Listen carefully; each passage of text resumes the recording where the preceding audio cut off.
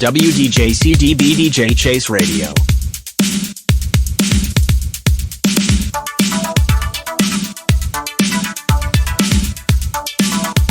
Downright Sports MLB Playoff Series Recap.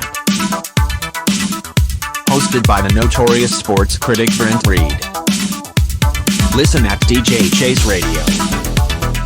And watch at Facebook Downright Sports fan page. Hello everybody. Welcome. It's late. I don't care. Welcome everybody to Downright Sports World Series show.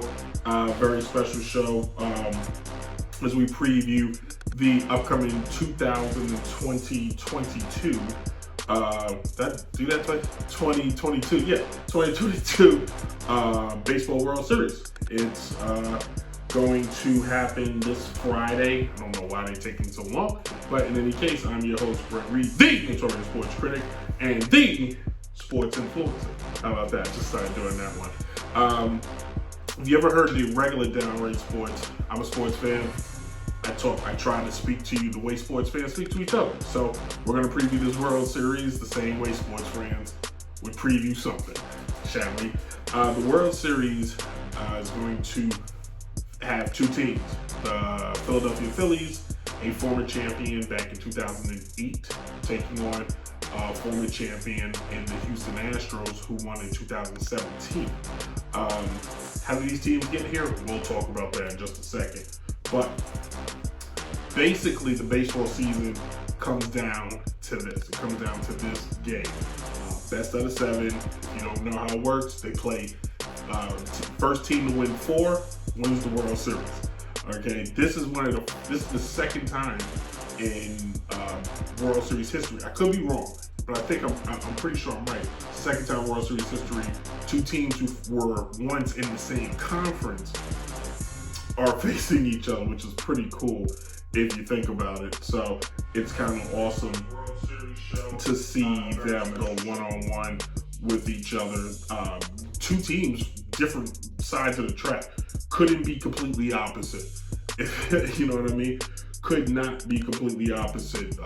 The Phillies, who started out this year with hope. There was hope. There was promise. There was a lot of expectations going into this year.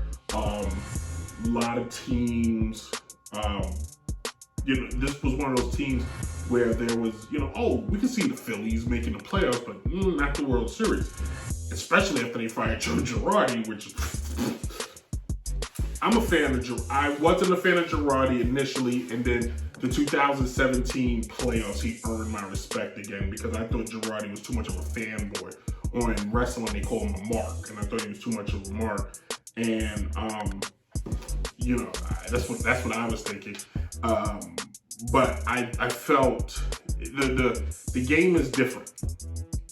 You can't, you really can't, be, you need to get that check, all their kind of mess, because they still tolerate that at all. You know what I mean? Like you really gotta treat players with, some type of respect.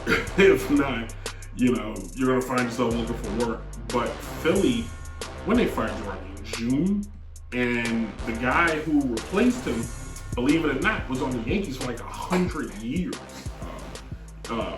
Former coach, I think he was Girardi's bench coach with the Yankees. And when Girardi took over the team, Girardi took a lot of Yankee guys with him. And I wish he still was there because who we got is terrible. But Rob Thompson is his name, Rob Thompson. Been around for a while. The guy, 59 years old, came up in the Detroit Tigers organization in the 80s, and then spent years with the Yankees, spent a lot. He's one of those guys that never thought he was going to become a manager at all. Never saw himself becoming a manager, thought it was behind him, and then poof pow, he's now a manager. In fact, he was with the Yankees from 1990 to 2017. That's how long he was with the team. Funny enough, that's how long Girardi, kind of left with him. But he actually went over to the Yankees with Kepler. Yeah, because Kepler went there. Funny enough. But, any case, Phillies was down and out. the Phillies had to compete with the Mets and the Braves as the teams that people were penciling in the World Series. Philly was written out like you hear that? They were just erasing Philly making playoffs, and they made it.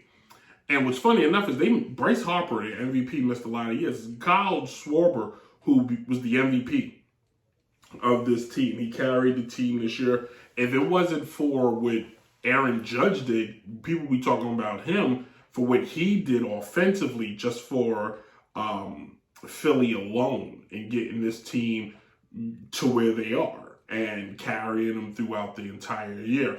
On the other side, you have the lovable Houston Astros who find themselves back in the World Series again.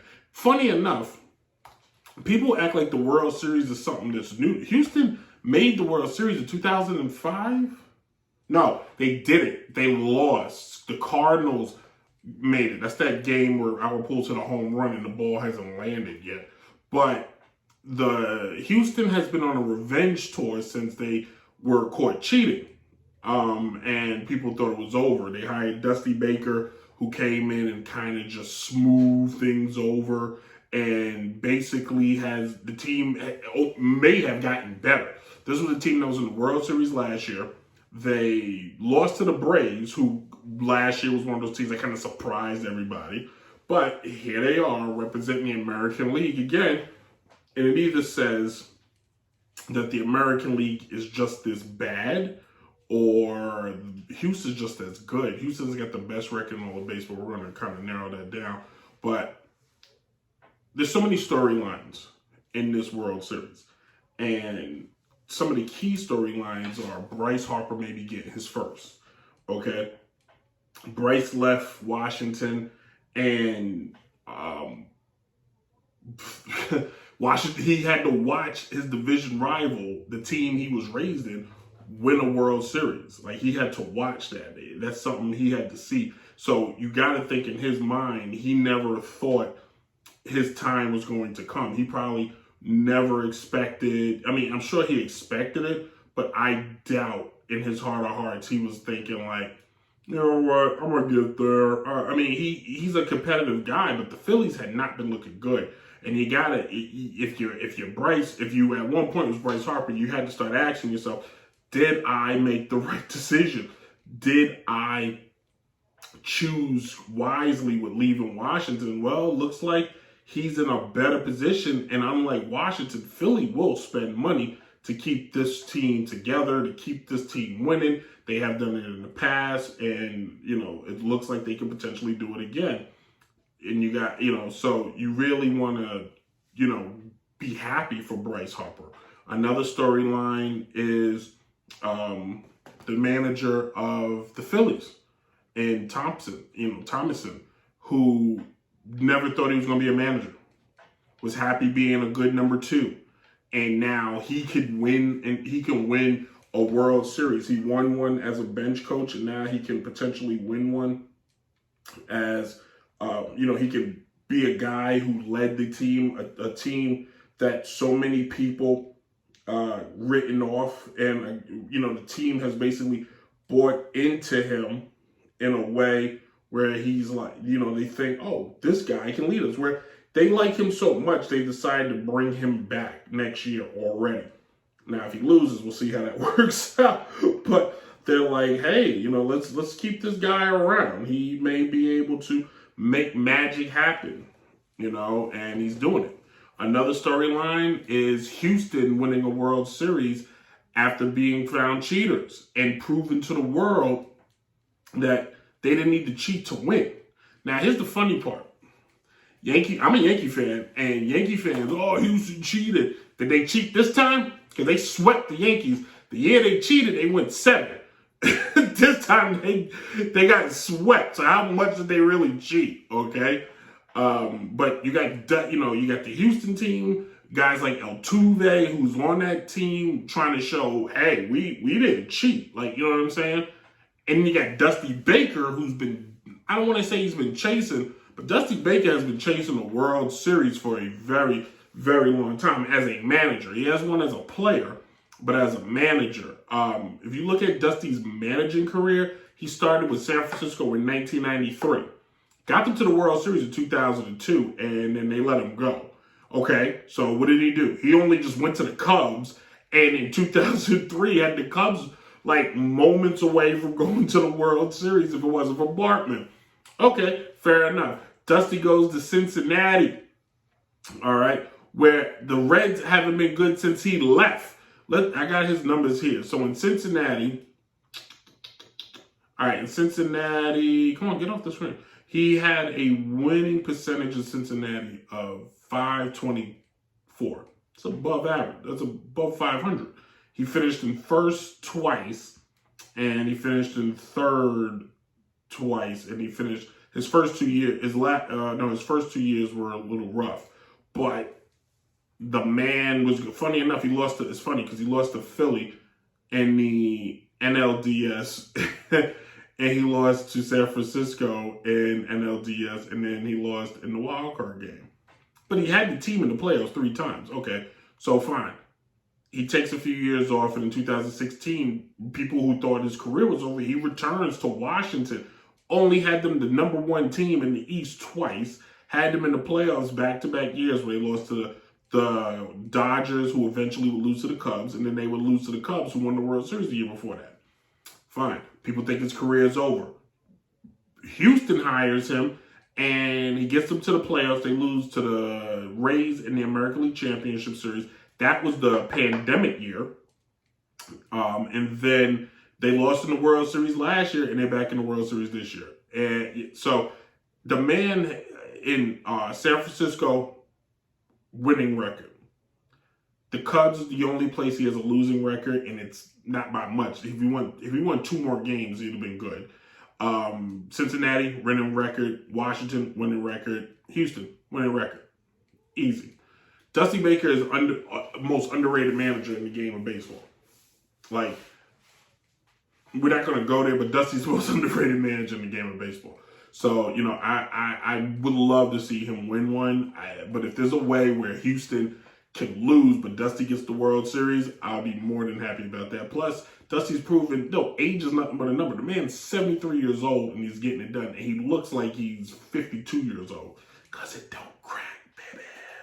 Anyway, let's talk. Let's do the tail of the tape. The tail of the tape. Starting with the Phillies. The Phillies this year was 87. What the heck is this? The Phillies this year was 87 and 75. They finished third in the National League East. They were the last team to win the wild card.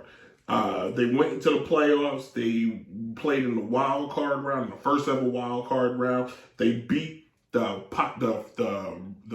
favorite St. Louis Cardinals, who won their division 2-0. Game 1 came back from a 3-zip deficit. Came back, won the game 6-3. And in game 2, Bryce Harper hit a home run, and that's all the runs they needed, and they moved on. And then they moved on to the National League Divisional Series, where they were facing the defending champion, the Atlanta Braves. Team in their division that beat them all year, that won the won the World Series last year. Well, they only lost in 4 games in the series, best out of 5. They only picked up 1 win. Game 1, tight game, 7-6. Game 2, they lost. Game 3, killed the Braves, 9-1. And in Game 4, just in case if you missed Game 3, they only beat them 8-3. They gave them for a couple runs.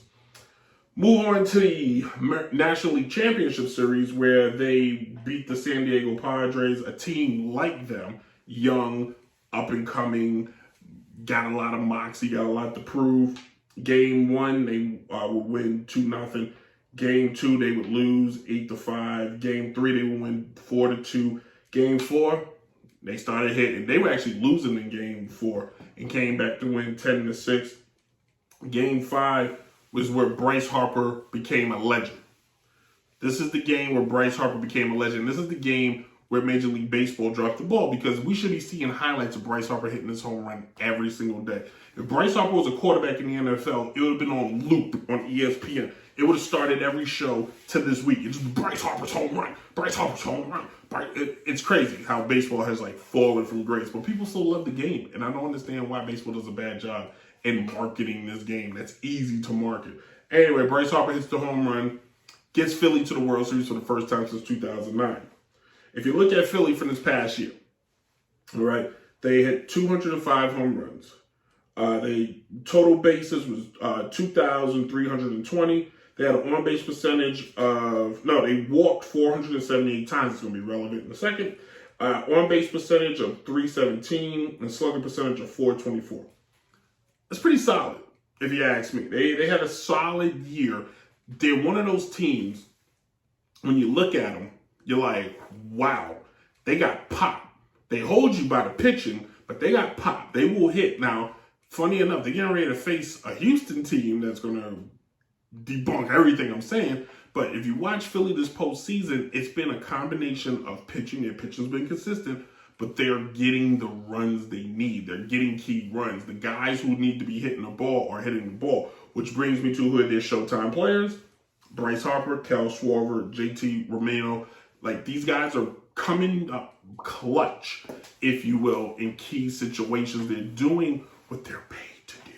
And let's make sure that when their pitchers go out there and they give them enough, that the bats are enough for them to win. If you look at their arms, Zach Wheeler this postseason has been phenomenal.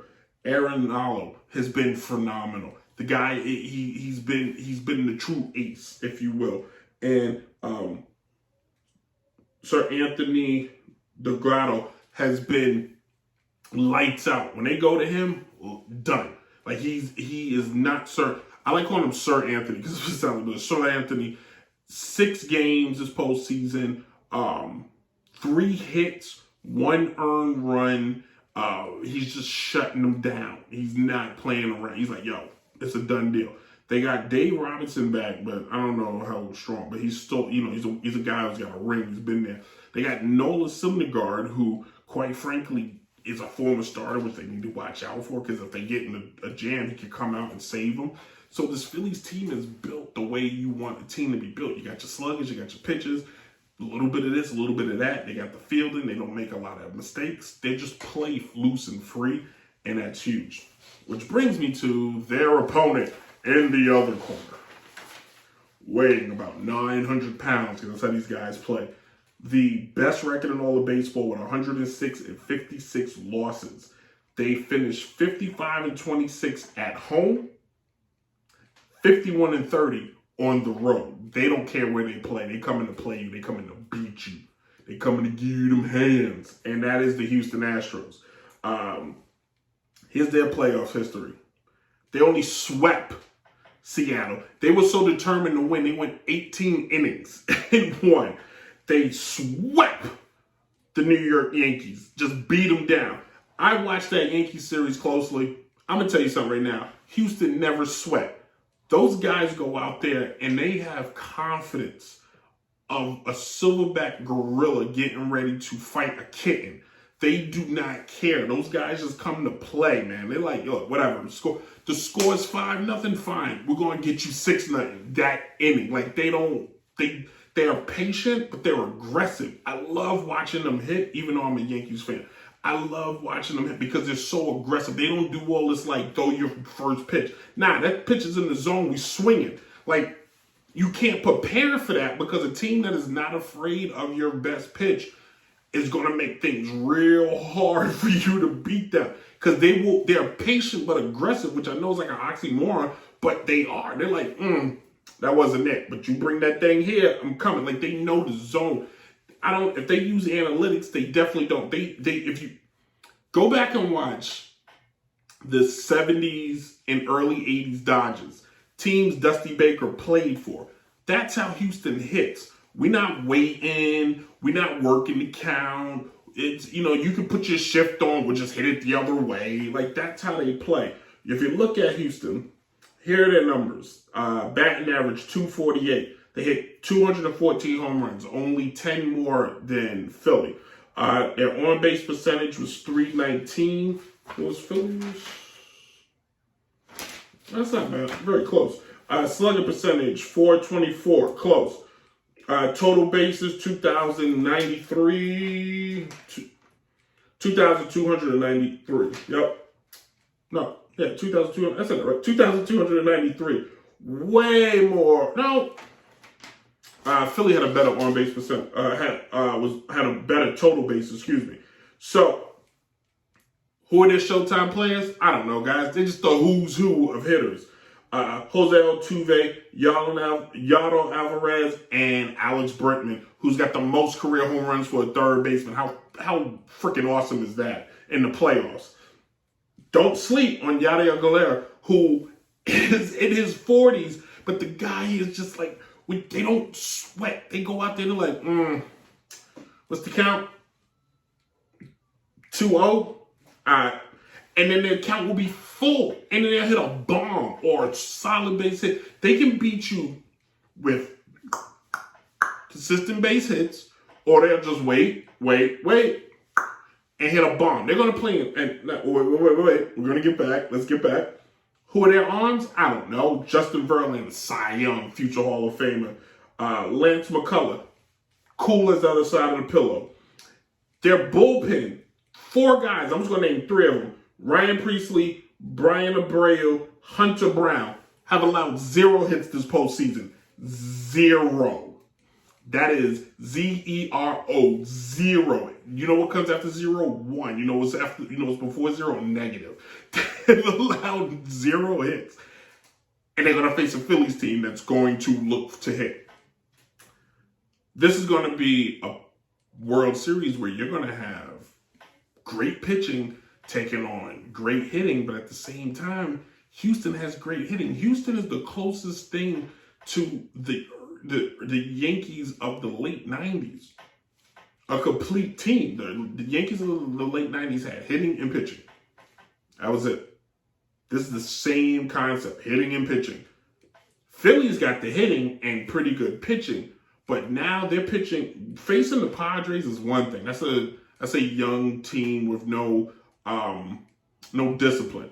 The Braves, a little different. You know, they may be coming to store for a World Series hangover. You know, they don't have Freddie Freeman. They're clutch at bat. That's a little different. The St. Louis Cardinals kind of just got in. You know what I'm saying? We're a team that got in the last second. Hold on 1 second. I got to fix something.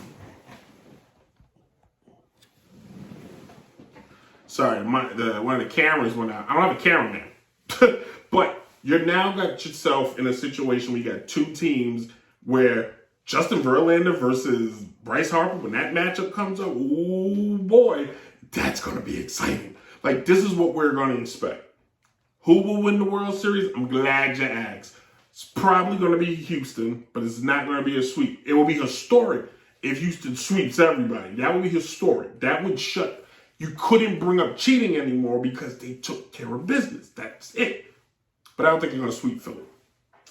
And I'm going to go on a limb, and I'm going to say Houston's going, Houston win. Mark it. Houston wins in 6.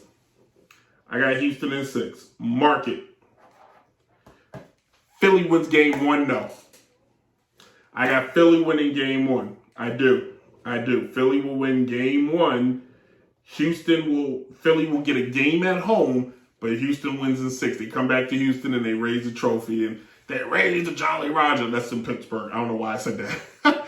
Anyway, that's what I think. I got Houston in 6. So buckle up. Game 1 is on Friday. Houston hasn't announced their lineup yet. Philly has. Aaron Nolan will take the ball in game 1.